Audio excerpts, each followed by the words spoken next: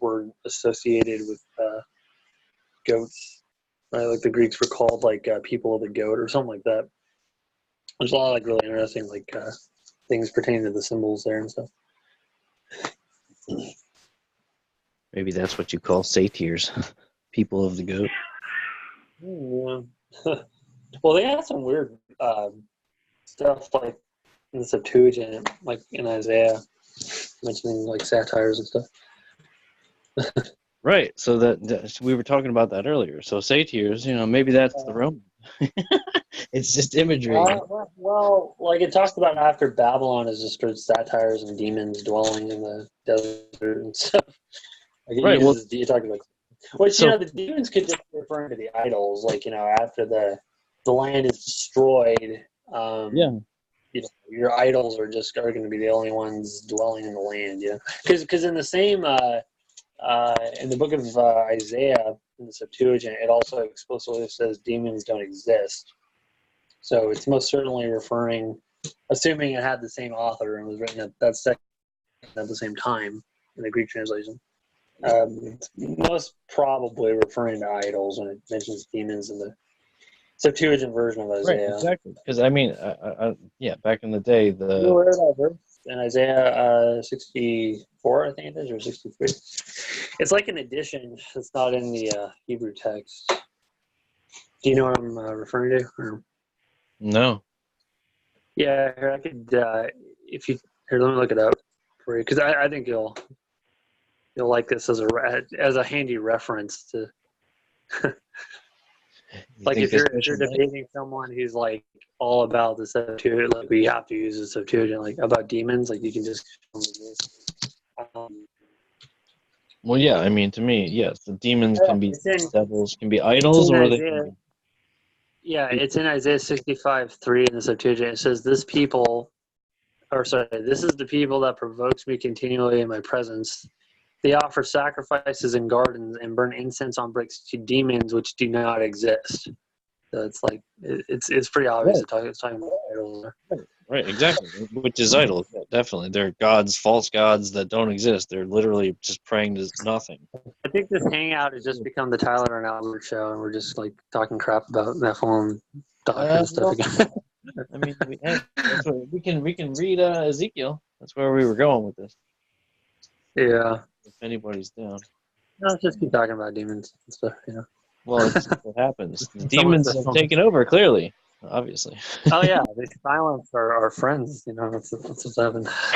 I'm just listening. I'm in bed. I'm exhausted, but I'm listening. Oh, that's cool.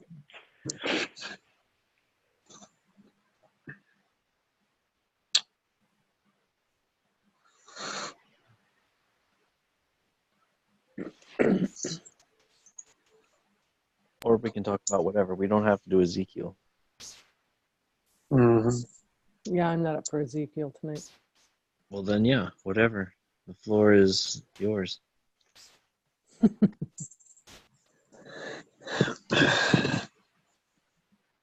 been reading that guy's site.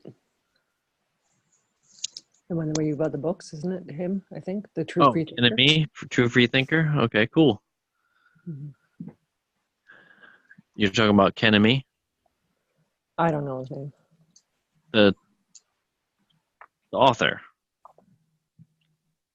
That's what you're talking about? Mm-hmm. Oh, yeah, okay. Yeah. Yeah, he's got a bunch of books on a bunch of different topics. Not all necessarily being biblical topics. Mm-hmm.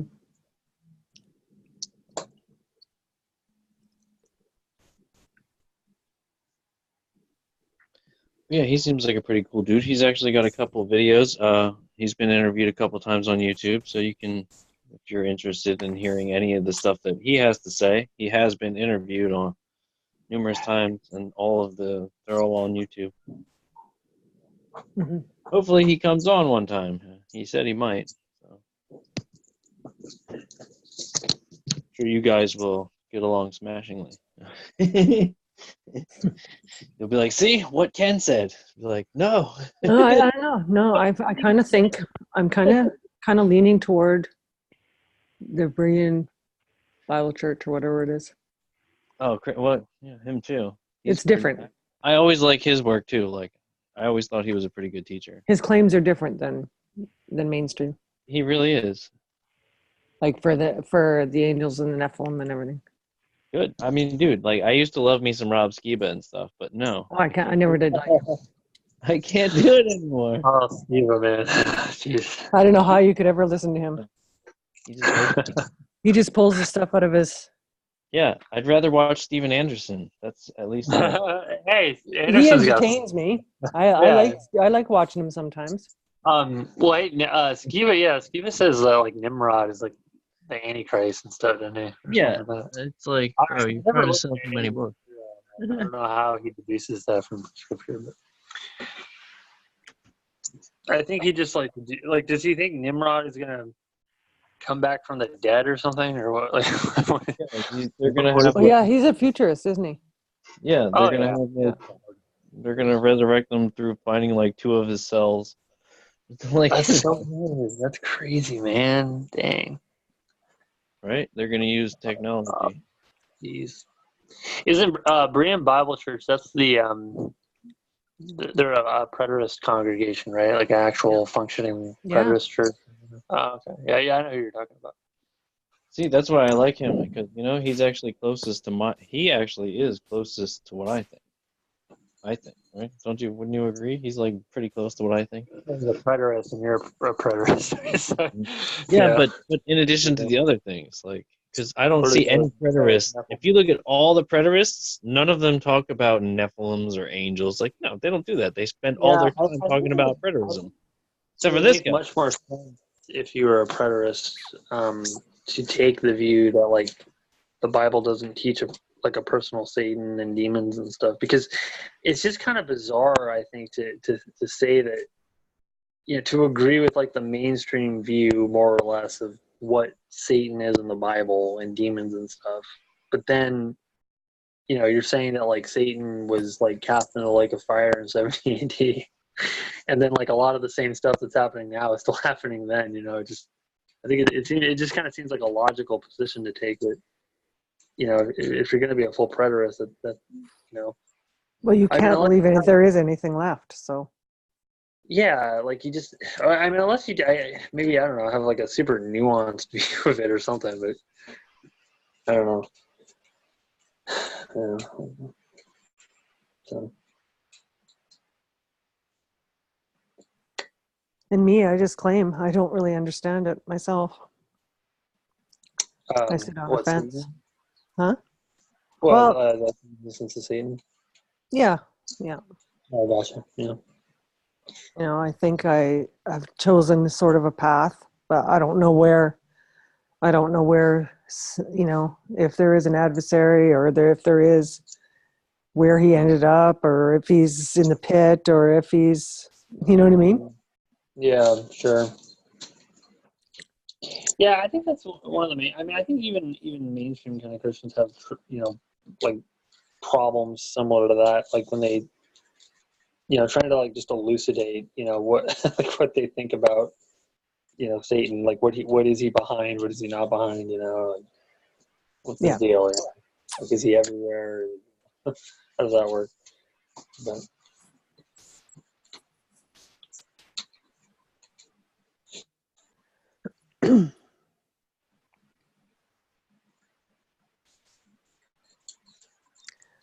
I always think to myself, I don't think that all the people of the world that have had spiritual experiences are crazy, deluded, brainwashed, or you know what I mean? it's so common.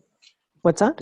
It's so common. Like it's so common. Have, especially since there are even similarities in different experience. Like someone can be over in India and have something happen to them, or they could see something or experience something, and then someone in a totally different part of the world could have like a similar experience, and things like that. I definitely think that even if we can't explain them, even if we don't know what's going on, like whatever explanation you want to give, definitely I wouldn't say that they're all just crazy or something like that. There's an actual kind of There's pattern. something happening. I just don't see it as, But but I'm definitely not behind, the Christians, Satan did this to me today and he did that to me today. And, I definitely don't. Right. Well, I don't know where to draw that line, but you can tell that some of them are definitely pushing it, and they're not being truthful. well, I think you can be right though, in the sense that they have been brainwashed and just taught a doctrine that believes that. So that's why they believe it. Yeah. Right? Yeah, sure.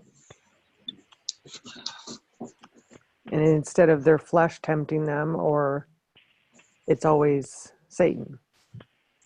Right. I mean, I talked to a lady one day and she goes, "Oh man, I just had the worst week. Satan really got after me like 4 times this week." And I'm like, "What?" It rains on the just and the unjust. You do know that, right? Mm-hmm. Sometimes a little too much.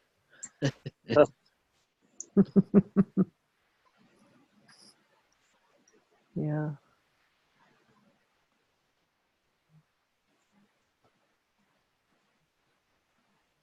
And maybe maybe demons still have sort of free reign or whatever. I don't know. When you say still have free, are you speaking from like a preterist standpoint? Is that why you said that? Yeah. I'm just Yeah. okay. Yeah, I don't know. I don't know where I stand with it all. Yeah, to me, the whole thing doesn't even make sense. Like, I don't even know why these dudes even have to be Oh, really? involved. I didn't know that, Albert. I didn't know it didn't make sense to you. No, all in the first place, like, the whole story is about Jesus. It's not about some renegade angels who decide to be like, "Screw you, we're out. Like, we're gonna go do our own Well, thing." to be fair, And God's like somehow still like working with dude, being like, "Oh, like I'm still gonna be your friend, even though you just gave me the middle finger and left with a third of my angels. I'm gonna be cool with that." The whole thing just is like a bad to be story. fair, though, traditionally, the more kind of sober-minded, theologians and stuff who believe in Satan and demons have incorporated them into the story in such a way that, they're included within the range of the enemies conquered, by Christ. Like they fit, Satan and demons into the narrative in such a way that, it goes along with the whole purpose of, Christ's atonement and his coming and things like that.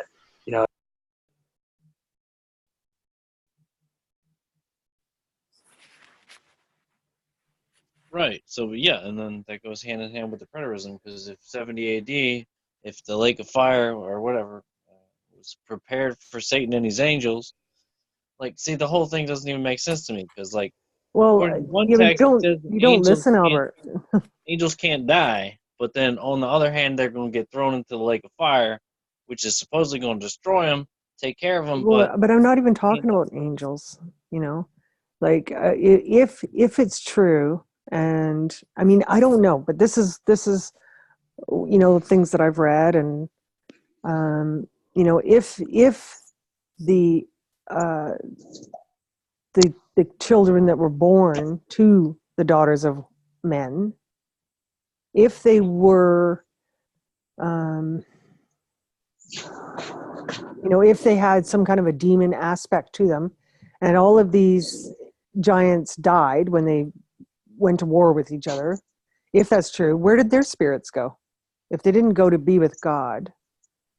That's a good that's question. actually where the idea. Sorry, I can only hear to one. What? You go ahead. Go ahead. Sorry about that. No, yeah, that's actually where the idea of demons largely comes from. Because if you read the book of Enoch, and I used to accept the book of Enoch as scripture, and this is where I got my idea of where this is how I explained where demons came from. Because the book of Enoch says that the spirits of the Nephilim are basically the same unclean spirits that are roaming around the earth, Right. tormenting people. Yeah. And that, when you look into it, is not unique to like the book of Enoch. That's an actual belief that was held by the surrounding nations. Well, I knew it before I read the book of Enoch. Yeah, So right. I had to have Yeah, gotten it from somewhere, right? it basically originates in ancestor worship, and that's another really interesting commonality, actually, when you look at the different beliefs. The Greeks called them demons. The Arabs had jinn. The Romans had, Yeah. the genie. It's all the same thing. It's all just Mm-hmm. ancestor worship. And in fact, I would even argue that that's largely where most See? paganism. So what is it that people are seeing? Albert, I'm not going to talk to you anymore if you continue to do that. You mock and you laugh. I was just laughing. I'm sorry, I wasn't mocking. Okay, really? I said, see? I'm just trying to prove my point. I'm not trying to mock or anything. You don't have to prove it. You don't have a point to prove. Yes, I do. No, you don't. I do. This is something I have to seek on my own. You cannot, it doesn't matter what you tell me. I have to find out on my own. Fair enough. And this is exactly how you find out. Anyway, keep going. Sorry. Sure. Sorry, what were you asking? I don't remember now. Was it about like the experiences people are having? Yes. What about the experiences that people have? I don't know if we can give a standard answer for all cases. I really think it's a mixture of things, honestly. I mean, that's like really the best. And this is the real tricky thing about experiences, is that it's always going to be difficult, first of all, for us to even measure it in any kind of way, right? Yeah. Because it's by definition, it's personal experience. It's, but I think like the most kind of obvious answer and also the most kind of more conservative answer. And when I say conservative, I just mean the one that isn't, trying too hard to explain it or isn't trying to like come up with a bunch of speculation about it.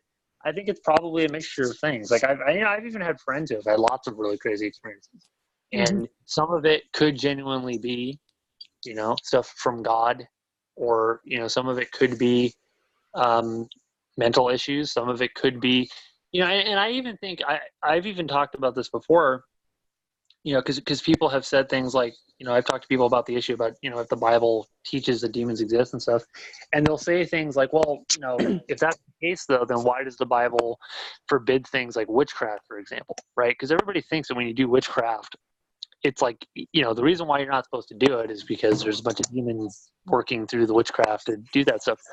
And, I actually have a theory that I think that as humans, we're so ignorant of what like our minds are actually capable of, because people will generally scoff at the idea of some kind of explanation. But it's like, no, I actually think, honestly, and I know this just because I've talked to friends who do believe in demonic activity and stuff, but I've actually talked to friends who have had weird experiences, like really weird experiences, where some of the stuff that they're describing, it's like, well, does it make sense to say like a demon did that though? Like where does the demon fit into that, thing happening, And it's not that it didn't happen. I think honestly that we just don't know how powerful our consciousness actually is. Like we don't have any idea how, What about when two people or three people see the same thing? Right. Yeah. Yeah. I mean, I've had I had a friend who met this guy, and my friend, was really into like occult stuff. He didn't like practice it, but he was really like obsessed with like studying it. And he had to stop it at one point because it freaked him out too much. Like he was having all kinds of weird stuff happen to him. And he had one guy that he had met who was like really into like, I think he was like a Satanist, but he met him at like a party or something. And he said that this guy like astral projected and visited him like in a dream or something. And like, you can take that with a grain of salt. Like, you don't have to believe that if you don't want to. But assuming that something like that actually happened to him, like he's being legitimate, that's like an example of where I'm kind of like, well, okay, what sense does it make to say a demon did that? Where's the demon in the story? You know what I mean? Like stuff like that, like those kinds of weird experiences that people have. It's like, what causal relation does a demon have to something like that happening? So personally, for me, like I've come to the conclusion, I think the Bible forbids things like witchcraft because not just because witchcraft has any, necessarily has any power in and of itself, but just because we're so ignorant of creation, we're so ignorant of even our own makeup and our own minds and stuff like that, God says, yeah, if you do X, Y, and Z, if you manipulate yourself mentally, weird things can actually happen, so it's not even that they're not real experiences, so I just think that there's a lot of nuance in that regard, and I don't think that there's one single answer to all the different experiences people have had. You know what I mean? I think some of them could be just totally illusory, some of them could be legitimate, some of them could be caused supernaturally, but So no demons. You don't believe yeah, there's any spiritual entity out there at all? yeah, well, I'm just not sure that demons are necessary deposits. Well, they don't even have to be called demons. Entities, spiritual entities, whatever. Well, hypothetically, it could be a spiritual entity, but if it is, it was one that was sent by God. So Because I've had experiences, and my son's seen the same thing, and I was awake. He wasn't, but I was awake. Oh, wow. And so, but their goal was to get us to leave with them, right? Because my spirit was outside of my body at the time, but they were definitely not angels because they physically attacked me. Dang. So was that all in my head? I don't know. Yeah. I was awake. My son was asleep, but it woke him up. Oh, yeah, I don't know either.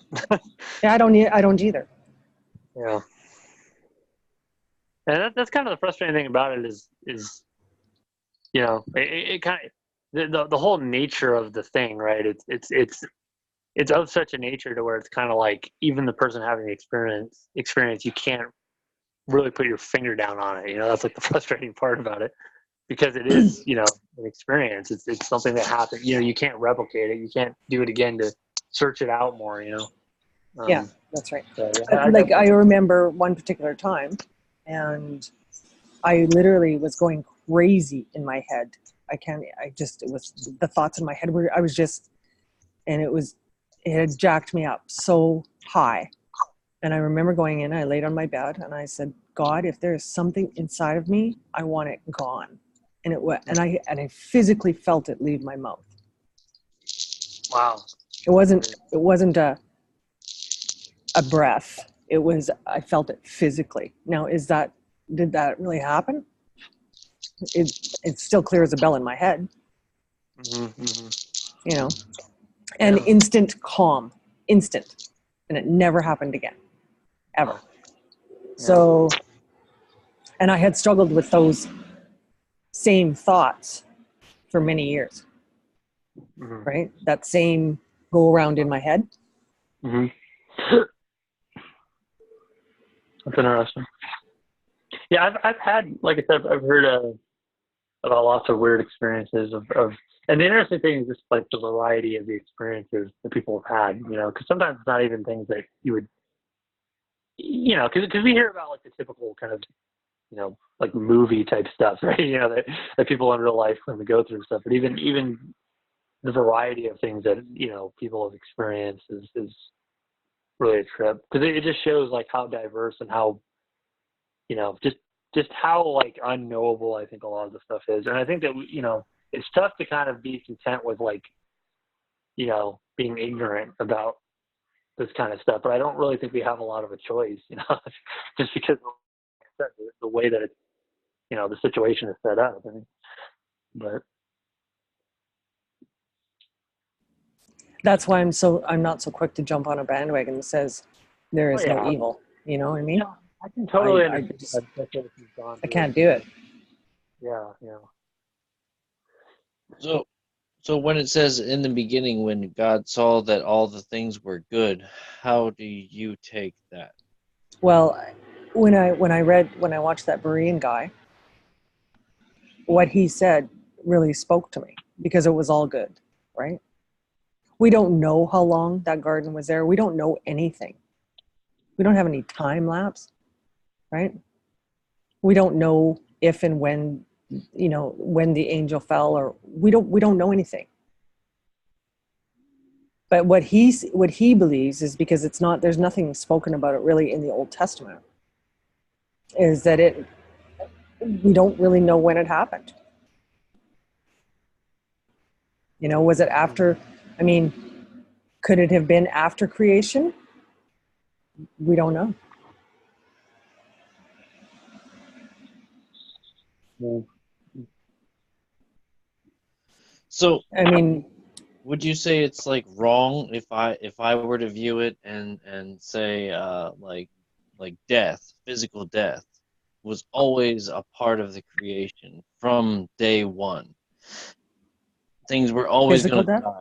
I Like don't know. Adam and Eve, they were always going to die. All the animals and plants in the garden, they were all going to die. And when God saw all these things when they were created, He said they were good, not because like everything was peachy keen, honky dory, all sunshine and rainbows. But no, it was more because the whole system worked all together and everything was harmonious and it was good. Like, what do you think about all that? It's possible. It is. It's possible. I don't know. So, half the New Testament, if you think that's true. Sorry, what was that? I just said, well, you got to throw out half the New Testament if Albert thinks that's correct. But What do you mean I have to throw it out? Why? I'm just saying, like, why can't? Paul taught that death originated as a result of the fall, and even in the Book of Revelation, it hints Yeah, that sure, but again, death what is. kind? So I'm just curious as to how this works. So you're telling me that there was once upon a time on the. I have no, like, it could have happened, but you're saying that once upon a time on the earth, like, things never died. So like all the animals on the earth, I don't know, could they still reproduce at this time? I mean, Well, I like, don't think the animals. I don't think Yeah, Adam and Eve were on the earth. I think they were in the garden. I don't know. Like, to me, it seems like two different spaces. No. okay, it could. I guess you could say that's like a different I spot. always say that the Garden of Eden was in the Promised Land. If you But the compare spot. the borders. Yeah, well, I'm saying, like, if you compare the borders that it mentions in Genesis 2 with, like, the rivers, like the Pishon and the Euphrates and stuff, these in the- same areas are mentioned throughout, like, the Law of Moses are mentioned throughout, like, Kings and Chronicles, and they're all bordering on where Israel is and where David's home and Interesting. that's my but no, I mean, yeah, they could reproduce because God said after He created, He said, "Be fruitful and multiply." So Right. Adam was supposed to take over the earth, and God told him, "In the day that he eats of the fruit, he will die." And the implication of that is that if he obeyed God, then he would not die, and presumably his posterity would not die either. Wouldn't die but in what? obviously he that they wouldn't die. The when Adam was set in the garden, God gave him a commandment to keep, which was to refrain from eating the They would fruit. not physically die, is what you're saying. Yeah. Okay. Well, obviously, yeah. Okay. Yeah, and so and so if Adam had obeyed the commandment, then he would not have died.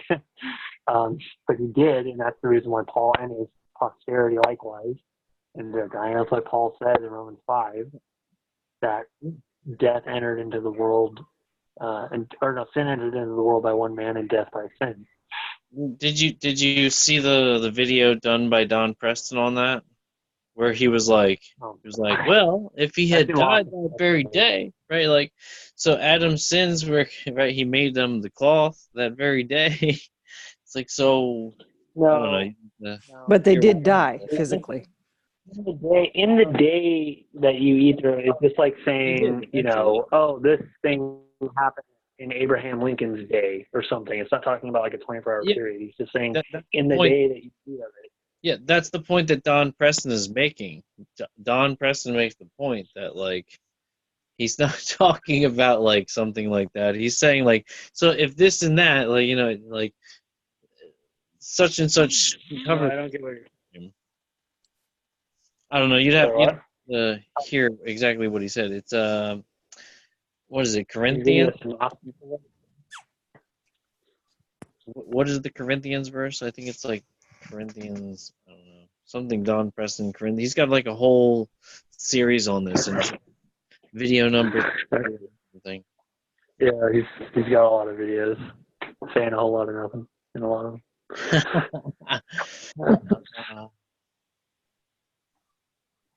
That's funny.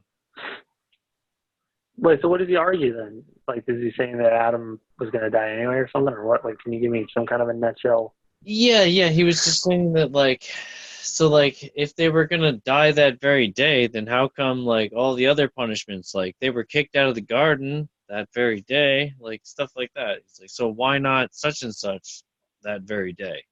Why didn't they die that very day? I think that's what he's trying to argue. Like, they should have died physical death right then and there. Like, you ate the thing. I'm not arguing about Oh no, but no, spiritual death. we're gonna kick you out of the garden. You died that very day that you ate of that fruit, but you ain't dead yet. Like, you know what I'm saying? Like, Well, and you can also think of it.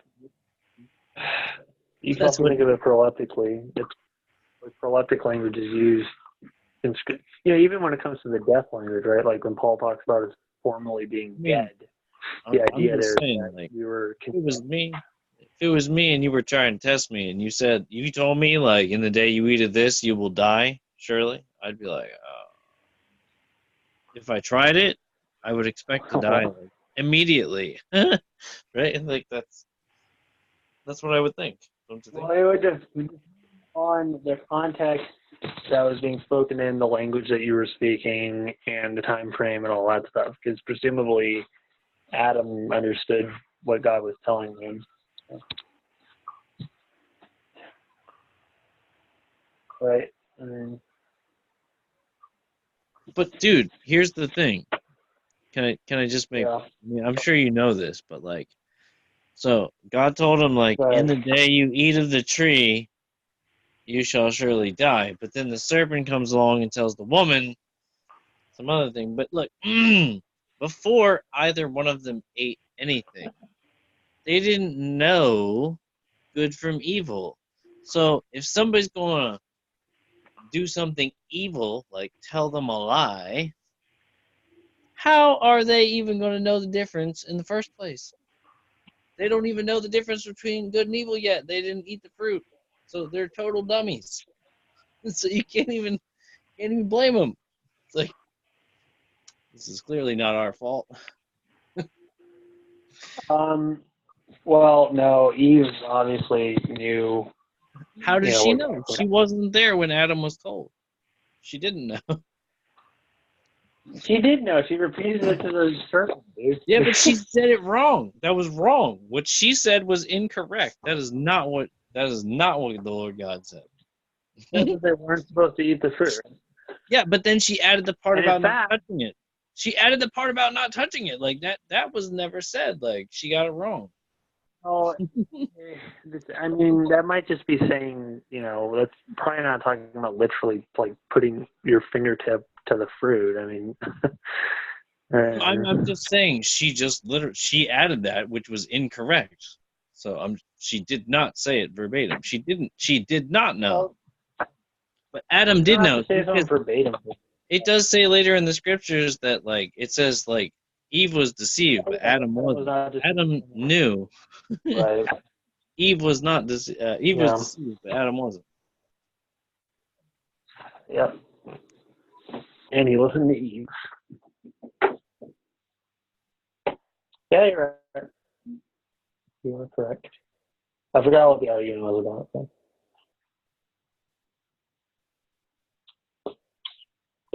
Welcome. Hey guys, today we're going to talk about 1 Corinthians 13 and cessationism. Let me tell you. Is that Mike Wiener? Is that what? Is that Mike Wiener? Yeah, it is too. Oh, okay. That sounds familiar. So I just commenting. Somebody just commented back. Cool. Because they believe in the gifts, eh? Everything Well, I don't know if he's is he a cessationist or not, Mike Winger? I don't know. I don't follow him enough to know that. I'm kind of in between on the issue. I used to be like a really hard cessationist. I'm kind of open to I think there's possibly some kind of a middle ground view where you don't have to be like a crazy charismatic with the gifts could still be employed. I'm still kind of wondering about that.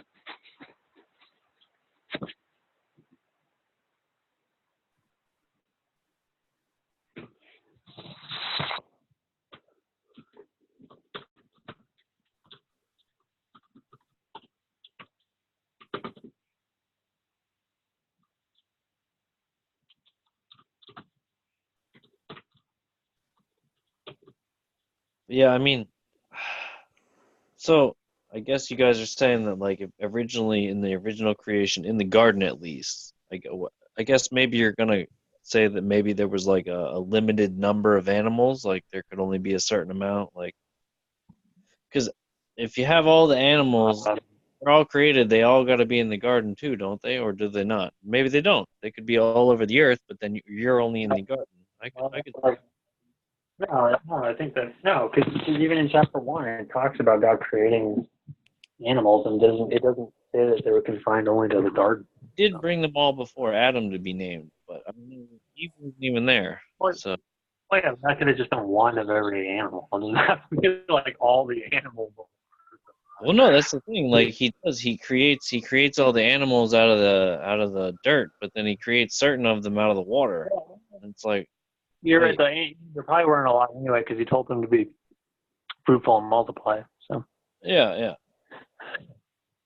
But anyway, the point is they're all immortal too. So like, right? Everybody's immortal until they sin, and then all of a sudden nobody's immortal anymore. I'm just wondering, like, if you have like mosquitoes and fish, like these things reproduce like crazy. Rabbits. I'm just curious how long it would be before the whole Earth would be overrun. Being that they can't die. Like, or am I just misunderstanding? Well, we don't know what things were like before the fall, so Well, I mean, if you could tell us. What if you could have like a 300-year-old rabbit? How big would it be? What? Yeah, who knows, man. Yeah. Welcome, Zach. What's up, Zach? Yo, what are you guys doing? Talking about 300-year-old rabbits? Yeah, we're talking about all sorts of weird stuff. Yeah. I see that. Welcome to the party. What would you like to talk about? I mean, I don't know. Probably we all live in a yellow submarine. Oh, we're in a submarine now because we're in water. Boop, boop, boop. Well, I'm just cutting up some pineapple, so it's kind of like living in water. It's really juicy. Mm-hmm.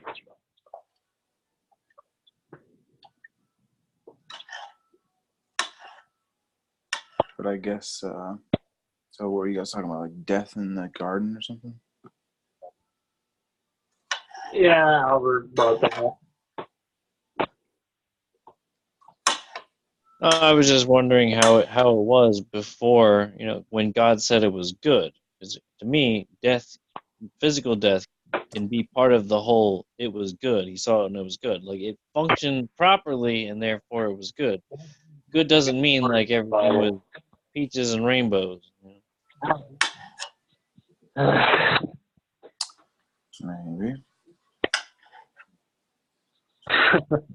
That's the short and the small.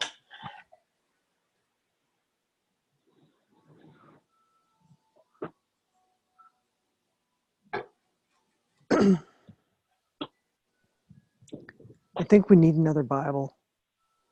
Another Bible. We need to find the Bible 2.0. What do you mean, like a translation? No, another one to fill in the gaps. Like, I mean, don't they already have like Well, that's why. the Book of Abraham? That's why a lot of that's why like a lot of people accept like the Book of Jasher and Jubilees and Enoch and stuff because they think that it fills in the gaps. Yeah, I mean, there's like the Book of Adam and Eve, so There's a lot of books out of me. a whole bunch of them. I know.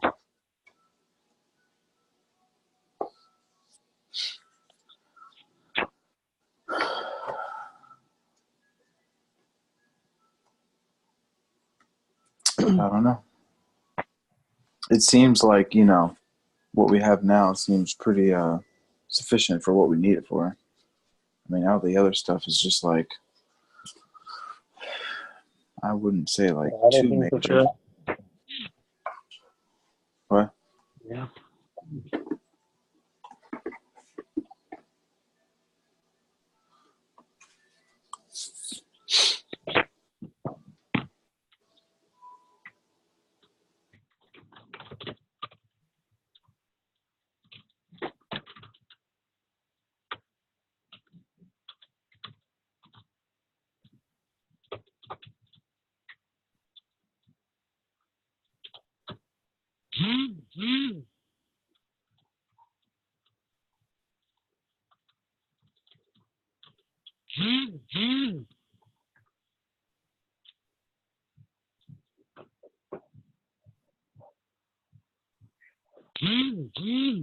What is that? Buzzing.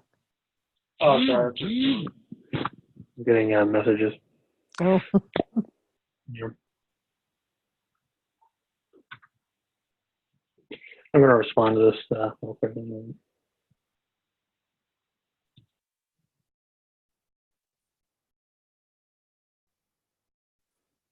Who was that? that was the noise of him leaving.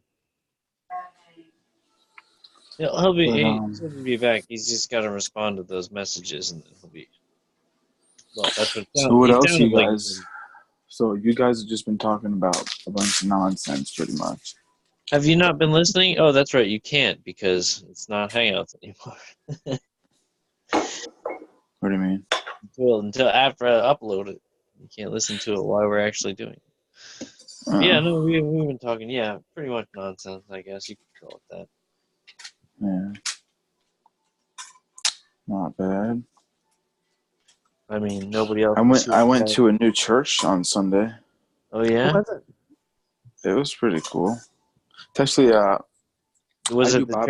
do Bible studies with this Spanish missionary family from the husband's really the Spanish missionary guy. He's from Paraguay, and he moved to Tennessee, went to college up there, fell in love with this white girl. They got married. She learned Spanish. They have children, and now they moved down here, and they opened up like a little church. And I do Tuesday night Bible studies with them every week, and their church is Spanish, so we never went. But they just started introducing an English service on Sunday nights, so we attended the first one. I mean, it was okay. I mean, nothing like fancy. It's like there was only like 10 people in there because it's a primarily Spanish speaking church. But I guess the one thing that's unique for my church experience is they don't use like musical instruments, so they just like sing a cappella. What do you think of that, Zach? I mean, I know their stance that they don't think that musical instruments should be used in worship. Oh, they don't? No. I don't think that that's right.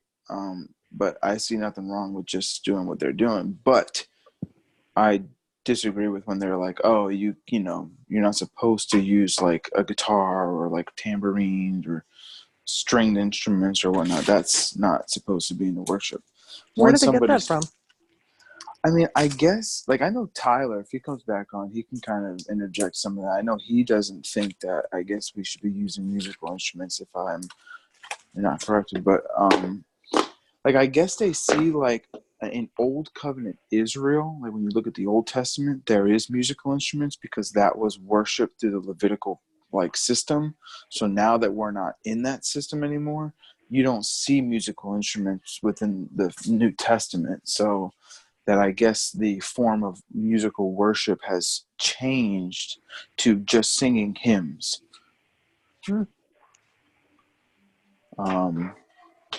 I don't think that that's necessarily like, oh, well, you can't use musical instruments. So in worship, when you're worshiping, how far do you go? Yeah, I know. I mean, well, I don't think that you should have the fog machines and the light show. I mean, that's Why kind not? of, I mean, I don't know. I think that's a little, that's bringing in a little too much of the secular world, in my opinion.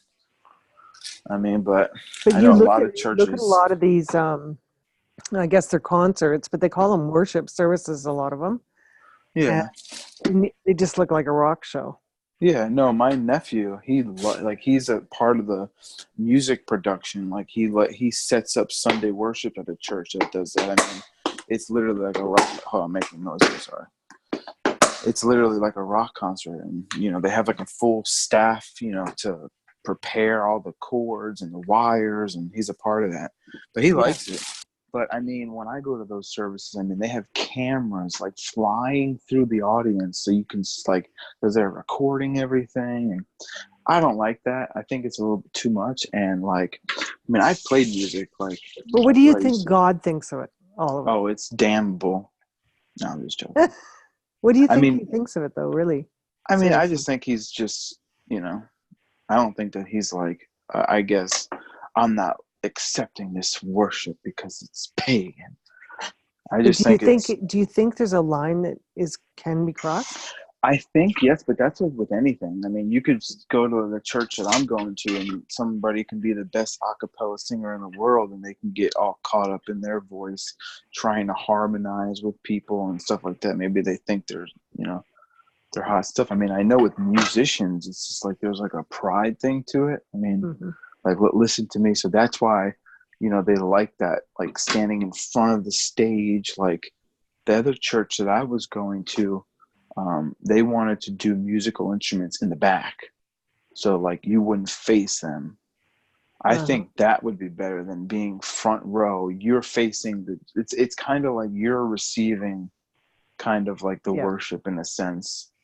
So I think I've heard that said before, and I almost kind of agreed with it. Yeah, I mean, like I said before, I played as a worshiper. You're kind of focused on them too.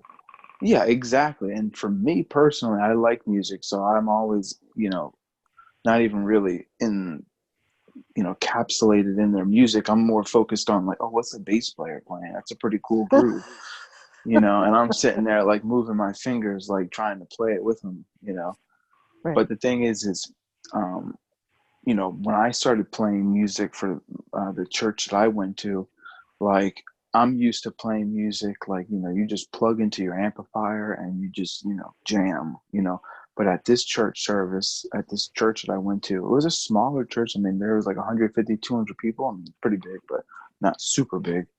And at that church, what we did was I plugged directly into the house. So that was kind of like playing at like a concert. I'm not plugging into an amplifier. I'm plugging into their house PA system. And then they had these little boxes that you kind of like put on in your back pocket, and there's like an earpiece that you put in so you can kind of control all the other instruments going into your ear. So it kind of like seemed like you were really like a professional musician. Like when real bands go play on stage, that's what they have in their ear. They're listening to the rest of the band like in their eardrum, And I felt like, I was like, wow, like, I mean, I've played concerts before, and this is like way above any show I've ever played. And this is supposed to be for a church service. But I mean, I understand, the music behind it because it kind of like unifies them. So they're really hearing each other. And there's also the metronome being played at the same time. So everybody's on time. You don't have to just follow the drummer keeping the time and everything. So I mean, I understand on that thing that you're trying to play the music and you're supposed to, play it good, I guess, in a sense. But if I was to open up a church right now, the musicians would not play in the front. They would play in the back. Maybe they would play in a separate room that you wouldn't even really see them, Mm-hmm. Because it's true. Like when you're on stage jamming, you kind of feel Special. I mean, I remember when I would play, people would come to me and be like, "Oh man, that was so sweet bass playing." I'd be like, "Yeah, I know." And then when you go to church and you're doing the same thing, you're like, I mean, yeah, I'm sweet. I know I'm the best. Yeah. So it's kind of like, so I understand, maybe that's where some of these churches are coming from, but I think there's, a line that could be made with anything. So, I mean, even when you said with when I brought up the lights and the fog machines, Mm-hmm. I think that's a little too extreme, but I mean, is it too extreme? I mean, maybe it is. I mean, as long as Have you been everybody. keeping up with Kanye West? Oh yeah, I actually like the album that he made. What about the Sunday services that he's holding in random I mean, I've churches? watched a little bit of. I mean, I didn't watch like a whole service, but I have seen parts of it, and it just seems like I guess a pretty crazy church service, I guess, in a sense. I mean, everybody worships a little differently. Different cultures do totally different things. Like for example, right? In one of my classes last year, I remember, like, even the way that when missionaries would go to different civilizations and different cultures, even translating the Bible doesn't make sense. Like, for example, there's a passage in Revelation that says, like, talks about like, and something about when he knocks, like, open up the door or something like that. Like about Jesus Christ, like he'll knock on the door. Anybody recognize that passage or something like that? Mm-hmm. Okay, so something like that, which for us, we understand that somebody's at the door, so we open it up and say, "Hey, how's it going?" But in this civilization, this culture, thieves knock on the door before they break in. So when they would read that, they would think that Jesus is being a thief, not realizing that, again, it's coming from a different culture. So actually in their Bibles, it actually doesn't read like, it doesn't read that way like it literally would in the Greek, and they put it in that culture's context. So different cultures, talk differently, think differently, and worship differently. So I mean, for some people, they don't like the music. They think we should just sing with our voices. And then some cultures use tambourines and bongos and they do dances. And, What did you I think of think, the acapella? I mean, I don't personally like it too much because it's definitely more focused on just like your voice by itself. I like, because of, my musical background, I like the harmonization between instruments and having that rhythm of the drums and things like that. I like that. But that's, again, coming from the musical background. But, I mean, my wife really liked it. I mean, we're really good friends with, I wouldn't call him a pastor, but he's like one of the missionaries that started the church. So, we're really good friends. They have 2 really small children. My son hopefully is going to marry their daughter. We've already arranged the marriage. So, Nice. yeah. Yeah, no, but they're a really awesome family, and, so for the most part, and they're pretty much like, their church is not preterist whatsoever. Like, they were even talking about like some of the, the hope, about the future coming and things like that. But he actually is like so close to full preterism. I mean, it's pretty much right there. But we haven't had a Bible study in like 2 months since my daughter was born. So maybe, but like they were like listening to Don Preston because we would talk all about these kinds of things and they would agree so much. And I guess on their own, they actually were researching some of the things that I was saying, and they came across on their own Don Preston. And so they listened to a debate that Don Preston did, and they said that a lot of the things that he said was actually pretty, fascinating. But then, because they're not fully there yet, obviously there were some things that they didn't agree with. But like I said, I mean, they're pretty much there. So that's kind of cool too. So, yeah. So maybe this church will be better than the last one. That Hebrew Roots church that I went to kind of like fell apart because one of the pastors was leaving, and the main pastor guy wanted to make me and my wife be leaders in the church, but because of preterism, they didn't want us. And then it kind of, just because of that, it kind of like the other pastor guy had an argument, so it kind of just like fell apart. Yeah. It's that preterism, man. It's Gets you into trouble. yeah. Yeah. And then tomorrow, I'm meeting with some Mormons, so that should be pretty fun. It was weird because I met these Mormons like 2-3 months ago, and I met them at a grocery store, and we started talking about, their name, what is it, the Latter-day Saints or whatever, the Church of Jesus Christ of Latter-day Saints. And like while I was talking to them, it like hit me in the face, last days. So I was, normally when I talk to Mormons, I talk to them about like who's Jesus and things like that. But this time I was like, you know what? I'm going to talk to them about the last days. So it kind of opened up another angle, I feel. And then we actually met. I got their numbers. We met at the park. They brought another guy with them. I went through Matthew chapter 24 with them. They agreed that a lot of the stuff was, I guess, present tense speaking to those people. But at first they didn't think that until I showed them. And they were like, okay, yeah, I can see that. So they kind of like were open-minded to that. But again, the Joseph Smith guy, that was the crux of it all, because then I kind of was just like, well, hey, listen, if the last days was back then, and you have this prophet, quote unquote, coming saying that the last days is starting now, because the Church of Latter-day Saints believes that the last days started when Joseph Smith got his revelation.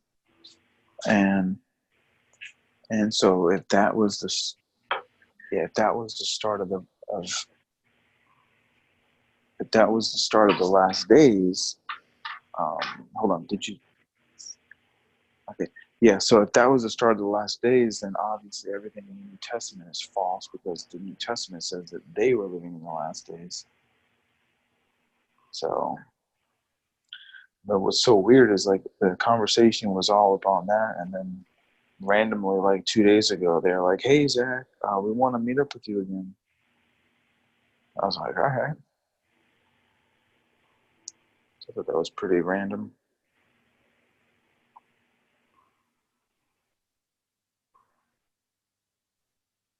Yeah, that's exactly how I feel. I know, hey? Sounds like these guys all went to sleep. Stacy was tired. Yeah, I haven't talked to Stacy. Can you It hear him feels like in snoring? like a month. Listen. Yeah, Is that him? probably. I remember on Friday I joined and somebody passed out, and it was probably Stacy. Albert, is that you snoring? He said no. He said he was in bed, so yeah, it's definitely him. Yeah, sometimes when You can you hear lay him. in I bed, can mute him though. See, like I have the power to mute. There, he's muted.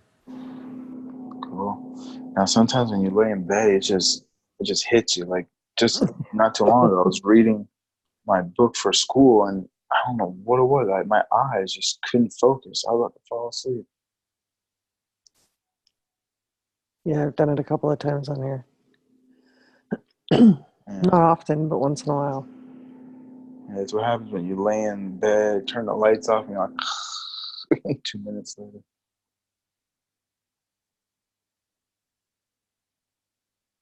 But But sometimes we'll talk about something really cool, and then what stinks is like it's like 2 o'clock, and then all of a sudden I gotta go to bed, and I'm like wide awake.